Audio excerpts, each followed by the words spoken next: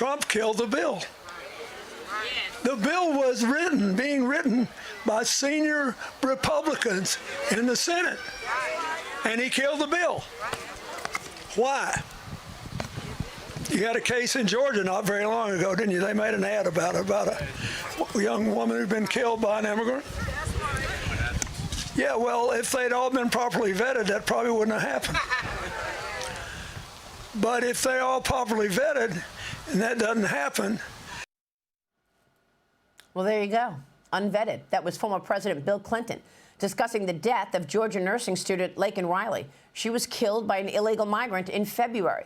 Clinton claimed that Trump stopped a bill that would have secured the border and helped vet migrants. But the bill that Clinton was referring to was declared dead this year, while the Venezuelan national accused of killing Riley entered and was released into the country in 2022 under Kamala Harris's open border.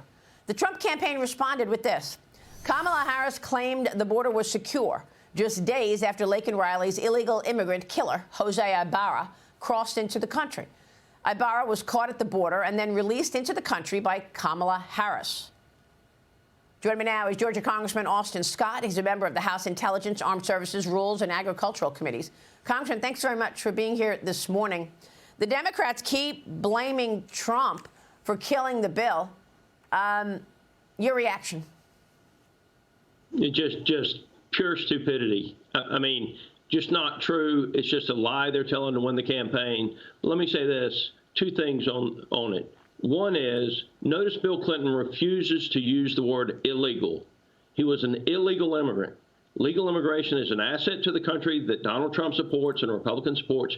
Illegal immigration is a liability to the country that Donald Trump opposes and we as Republicans oppose. For the last several years, the Democratic Party has allowed illegal immigration to take precedent over legal immigration.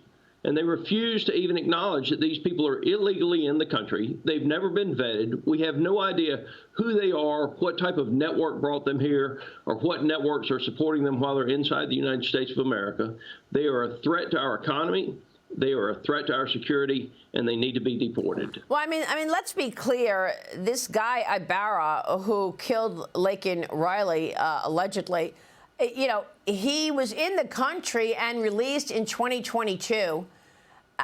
You know, this bill that they claim, let's talk a word about this bill. This bill that they claim would have, you know, saved everything. That bill was to allow 5,000 illegals into the country every day. It wasn't a bipartisan bill. Sure, it was written initially by Lankford, but I believe at the end of the day, Lankford voted against it. Because Lankford understood the politics of the Democratic Party and how they were using this to divide the country. And so it is. Lankford's a good man. I disagree with him on this piece of legislation, but I want to go back, Maria, to the big issue. Illegal immigration. The Democratic Party has invited them here. They have turned around and given them, they give them food, they give them cell phones. You know, this is a liability to our country, not only from a national security standpoint, but from an economic standpoint. We're $35 trillion in debt. We have a $2.5 trillion deficit. Mayorkas has refused to secure the border at the direction of Kamala Harris and Joe Biden. And this is a very real problem for the country. And until it is addressed, it's going to become a bigger and bigger problem. And the fact of the matter is the millions of people that have come into this country illegally are going to have to go back to their country of residence and where they're citizens. Well, I mean, what is this obsession with having an open border? I mean, the open border has had so many negative ramifications.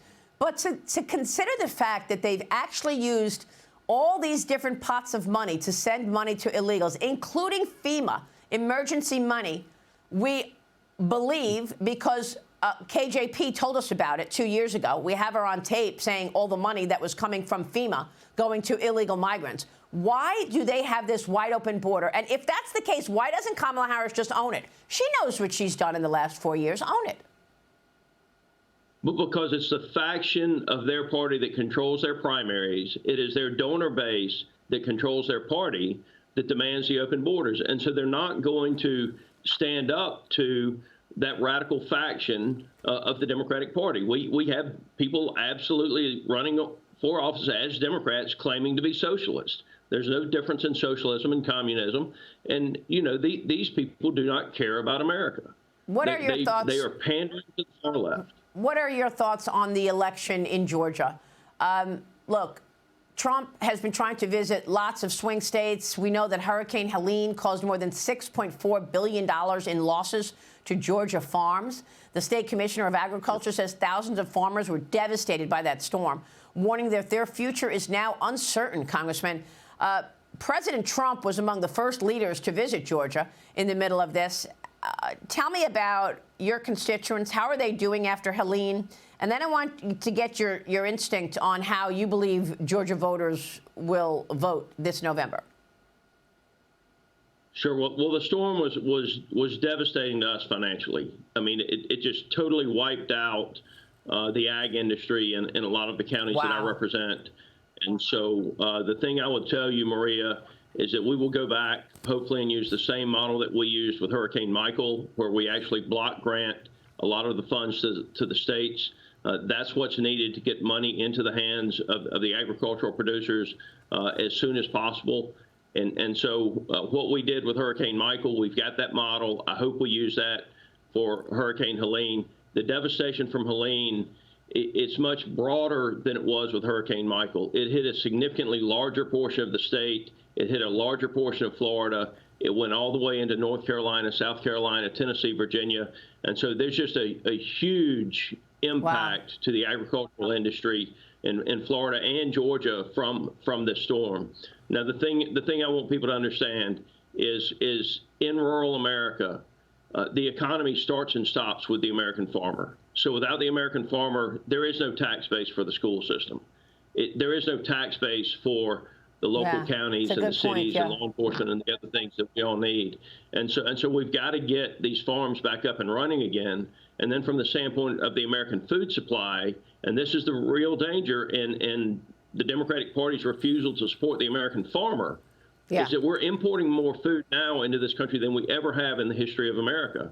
And so we need American farms. We don't need to be dependent on any foreign sources of food, just like we don't need to be dependent on foreign sources of energy. And the Democratic policies are actually giving tremendous subsidies to solar companies to take our fields and our forests away from us that produce the food and the fiber that we need as American citizens. Instead, they're turning our fields into solar wastelands. Wow, that is just stunning. Win Georgia, though.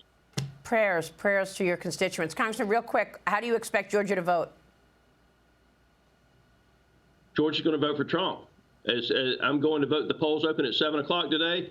I'm going to walk in there. I'm going to vote early. I'm going to show them my driver's license, which is my official state identification card, just as everybody should do, so that we know that the person voting is the person that they say they are, and Donald Trump's going to win Georgia. Well, good for you.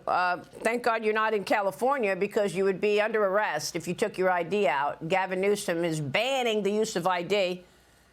Pure insanity. Congressman, thank you. We will be watching as early voting is beginning in Georgia this week. We'll be right back.